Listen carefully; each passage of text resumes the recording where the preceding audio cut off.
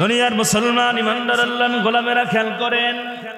ও নেত্রকোনার যুবক ভাইরা শোনো, ওই কবরে আপনি আমি যেদিন যাব, ওই কবরে সবার জন্য প্রশ্ন এক রকম নাকি আলাদা আলাদা? ওই কবরে গেলে প্রশ্ন করবে কয়টা? মান রব্বুকা, বলো বলো তোমার রব কে ছিল? ওমা দীনুকা, তোমার ধর্ম কি ছিল? ওমান নাবিয়্যুকা, বলো বলো তোমার নেতা কে ছিল? ঠিক কিনা বলে? দুনিয়ার মুসলমান বাবাজির আমার, এই দুনিয়ার জমিনে নেতার নাম বললে হয়তো বা মাপ পাওয়া যায়, ঠিক কিনা? দুনিয়াতে নেতার নাম বললে মাপ পাওয়া যায়, কিন্তু কবরে নাম নিলে মা ডাবল হবে। কথা কয় না, ঠিক কিনা? দুনিয়ার মুসলমান যখন আপনাকে প্রশ্ন করবে, বল তোর নেতার নাম কি? বলবে আমার চিনো না, আমি আওয়ামী লীগ। আমার চিনো নাই, আমি বিএমপি। চিনবো? এক ফেরেশতা আর এক ফেরেশতারা জিজ্ঞাসা করবে কি কয় আওয়ামী লীগ কিতা, বিএমপি কিতা কয় জানি না, কয় আমল নামার হালতটা দেখো কি, ঠিক কিনা? কারণ আমল যার ভালো, কবরের মধ্যে ফেরেশতার আচরণ তার সঙ্গে হবে ভালো, ঠিক কিনা? দুনিয়ার মুসলমান এক ফেরেশতা আর এক ফেরেশতারে বলবে, ও কি কয় আওয়ামী লীগে তো বুঝি না, বিএমপিও তো বুঝি না, বড় হুজুরও বুঝি না, বড় ডাক্তার বুঝি না, মাস্টার বুঝি না, আমল নামার হালতটা কি? এবার আমল নামার পৃষ্ঠাটা হাতের মধ্যে নিয়ে এবার যখন দেখবে, কয় আগে বল নামটা কি? কয় নামটা ডুমুরাত। জোরে কয় না। আর একজনেরটা নিয়ে বলবেন নাম কি? কয় তাসলিমা নাসরিন। আর একজনের নাম কি? বলবে রাশেদ খান মেনন, হাসানুল হকিনু। কথা কয় না, ঠিক না বে ঠিক? দুনিয়ার মুসলমান বলবে সারাটা জীবন ইসলামের বিরুদ্ধে কথা বলেছে। আমল নামার হালত, নিজের পেটের মধ্যে অনেক পুরুষের বাচ্চা নিতে চেয়েছে, এর পাওয়ার ছিল। দুনিয়ার জমিনে ক্ষমতার গরমে বলছিল রাষ্ট্রধর্ম ইসলাম রাখবে না, আলেমদের দাড়ি কেটে দিবে, ইসলামের বিরুদ্ধে নানা রকম কথা বলেছিল। এর অবস্থাটা এখন কি করা যায়? কই বুঝতে পারছি আমল নামার হালত ভালো না, গাড়িটা একটু সাইড কর, আগে 4 ঘন্টা উল্টা করে পিডাই। আরো জোরে কন্যা, ঠিক না বে ঠিক? দুনিয়ার মুসলমান ইমানদার আল্লাহর গোলাম, আল্লাহ বলেন গোলামেরা শোনো, ওই দুনিয়ার জমিনে তোমার ক্ষমতা, তোমার বাড়ি গাড়ি সম্পদ কাজে লাগবে, কিন্তু শোনো, কবরের মধ্যে যখন আসবা, আমল যদি ভালো না হয়, আমি আল্লাহ জানায়া দিলাম, ওই তোমার আমল খারাপ হওয়ার কারণে দুনিয়ার কোনো কিছু 1 নম্বর মালুম, তোমার সম্পদ, বাড়ি গাড়ি, ক্ষমতা, এগুলো কবরে হাসরে কোনো কাজে লাগবে না, ঠিক না বে ঠিক? বলে ওই কবরে চিন্তা করার দরকার আছে না নাই? ও দুনিয়ার মুমিনেরা শোনো, ওই কবরের মধ্যে যখন আমরা যাব, কবরটা আমার জন্য কেমন হবে, এই চিন্তা এখন থেকেই করার দরকার আছে না নাই? চিন্তা করে দেখো না কবরে কি যাইবা না, চিন্তা করে দেখো না কবরে কি যাইবা না, যেই কবরে আল্লাহ সারা সঙ্গী কেহ থাকবে না। চিন্তা করে দেখো না কবরে কি যাইবা না। এ দুনিয়ার সবই পর, কবর যে তোর আসল ঘর, এ দুনিয়ার সবই পর, কবর যে তোর আসল ঘর, কেমনে সেথায় থাকবি পরে শুধুই মাটির বিছানা। চিন্তা করে দেখো না কবরে কি যাইবা না, চিন্তা করে দেখো না কবরে কি যাইবা না।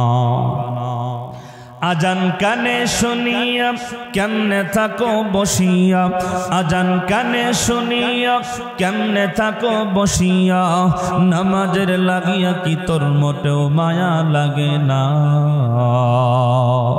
চিন্তা করে দেখো না কবরে কি যাইবা না, চিন্তা করে দেখো না কবরে কি যাইবা না।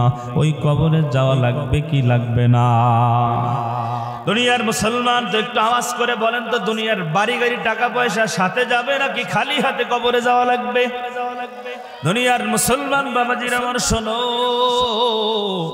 বাদশাহ জুলকারনাইন এমন একজন বাদশাহ ছিলেন, সারা বিশ্ব সারা দুনিয়া শাসন করেছেন। জোরে কন্না আল্লাহু আকবার। আল্লাহু টাকার কোনো অভাব ছিল না রে মুসলমান, ক্ষমতার কোনো অভাব ছিল না, বংশ আধিপত্যের কোনো অভাব ছিল না, সম্মানের কোনো কমতি তার ছিল না। মৃত্যুর আগ মুহূর্ত দিয়া সন্তানদেরকে ডেকে বলেন, ওরে আমার সন্তান, তোমাদের কাছে আমার আবেদন হইল, আমার যখন ইন্তেকাল হয়ে যাবে, আমি যখন দুনিয়ার জমিন থেকে বিদায় হয়ে যাব, আমার ইন্তেকালের পরে সন্তানেরা শোনো, আমাকে গোসল করায়া, কাফনের কাপড় পরায়া, খাটিয়ার মধ্যে শোয়া, আমার হাত দুইটা কাফনের ভিতর থেকে বের করে দিয়া একটু তোমরা আমাকে এলাকার মধ্যে ঘোরাইবা।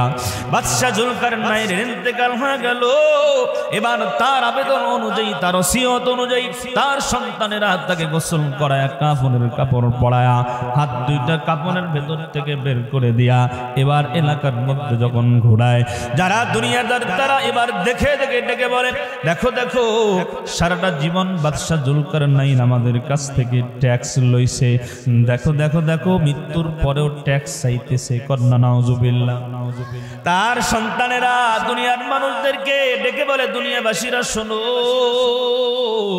আমার বাবা বাবা এইটা তোমাদেরকে বুঝাই না, আমার বাবা এটা বুঝাই। দুনিয়াবাসীরা দেখো, আমার বাবার টাকার অভাব ছিল না, ক্ষমতার অভাব ছিল না, সম্পদের অভাব ছিল না, আমার বাবার সব কিছু দুনিয়ার জমিনে পড়ে থাকলো, বাড়ির জায়গায় বাড়ি থাকলো, সম্মানের জায়গায় সম্মান থাকলো, ক্ষমতার চেয়ার ওই জায়গায় থাকলো, ক্ষমতা থাকলো না। আজকে দেখো দেখো, একা একা খালি হাতে কবর পথে রওনা হয়ে গেল। ঠিক কি না? যেতে হবে খালি হাতে, যেতে হবে খালি হাতে, সঙ্গে কিছুই যাবে না, 3.5 হাত জায়গা পাবি, পাবি না রে বিছানা, 3.5 হাত জায়গা পাবি, পাবি না রে বিছানা। ঠিক না বলে? দুনিয়ার মুসলমান ইমানদার আল্লাহর গোলামেরা, আজকে আমরা দুনিয়া কামানোর জন্য আমল করতে পারি না।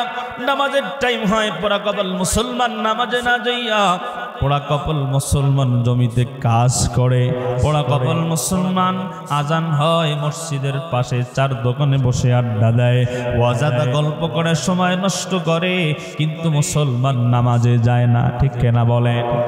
দুনিয়ার মুসলমান যেই সন্তানদের জন্য বাড়ি গাড়ি করে যাচ্ছেন, যেই স্ত্রীকে খুশি করার জন্য অবৈধ পন্থায় সুদ খাচ্ছেন, ঘুষ খাচ্ছেন, অন্যায় পথে টাকা উপার্জন করছেন, ভালো করে শুনিয়া রাখো মুসলমান, মৃত্যুর পরে তাল্লাহি বিল্লাহি ওয়াল্লাহি, আল্লাহর কসম, তোমার সন্তান, তোমার বিবি তোমার গুনার ভাগ নেবে না। নেবে নেবে দুনিয়ার মুসলমান, কয়েকদিন আগে একটা ভিডিও দেখলাম, একটা লাশবাহী গাড়ি, এই লাশবাহী গাড়ির যেই হেল্পার ছিল, ওই হেল্পার, দুনিয়ার মুসলমান বাবারা, এই হেল্পার কি করেছেন? ভিডিও করতেছেন, দুনিয়ার মানুষদেরকে জানাইতেছেন, দুনিয়াবাসীরা শোনো শোনো, আমি হেল্পার আজকে আপনাদেরকে একটা মেসেজ দিতে চাই। কি মেসেজ? এই যে আমার গাড়িতে একটা লাশ দেখতেছেন, এই লাশটা একটা কোটিপতির লাশ, তার ঢাকা শহরের মধ্যে গুলশানে বাড়ি, উত্তরায় বাড়ি, বনশ্রীতে বাড়ি, ভালো ভালো জায়গার মধ্যে 8-10টা বড় বড় বিল্ডিং এর মালিক, টাকার কোনো অভাব ছিল না, তার সম্মানের কোনো অভাব ছিল না। আজকে যখন তার ইন্তেকাল হয়ে গেল, ওই যে সামনে দেখা যায় একটা কালো কালারের BMW গাড়ি, ওই গাড়ির মধ্যে তার ছেলে মেয়েরা আছে, সামনে আর একটা গাড়ি, তার ছেলে মেয়েদের গাড়ি, তার সন্তানেরা, তার ছেলে মেয়েরা গাড়ির মধ্যে যায়। তার বাবার লাশটা যখন আমরা গাড়ির মধ্যে উঠালাম, হাসপাতালের সামনে ড্রাইভার এবং আমি তাদেরকে বললাম যে এই যে আপনার বাবার লাশ আমরা লাশবাহী গাড়ির মধ্যে উঠাইলাম, আপনাদের মধ্যে একজন আমাদের গাড়িতে উঠেন, আপনার বাবার লাশের সঙ্গে বাড়ি পর্যন্ত যাবেন। দুনিয়াবাসীরা শোনো, সন্তানেরা জবাব দিল, আমরা BMW ছাড়া চড়তে পারি না। কার জন্য বাড়ি বানাইতেছেন, কার জন্য গাড়ি রেখে যাচ্ছেন? এই জন্য মাঝে মধ্যে বলি, আপনার সন্তানের জন্য ব্যাংক ব্যালেন্স রেখে যাওয়ার দরকার নাই। আপনার সন্তানকে মানুষ বানায়া যান। আপনার সন্তানকে যদি মানুষ বানায়া যেতে পারেন, একদিন আপনার সন্তান সে ইনকাম করে টাকা উপার্জন করতে পারবে। কিন্তু আপনার সন্তানকে যদি মানুষ বানায়া না যান, দুনিয়ার মুসলমান সম্পদ রেখে যাবেন। আর সন্তান যদিও মানুষ হয়, ব্যাংকের টাকা সব নষ্ট করবে।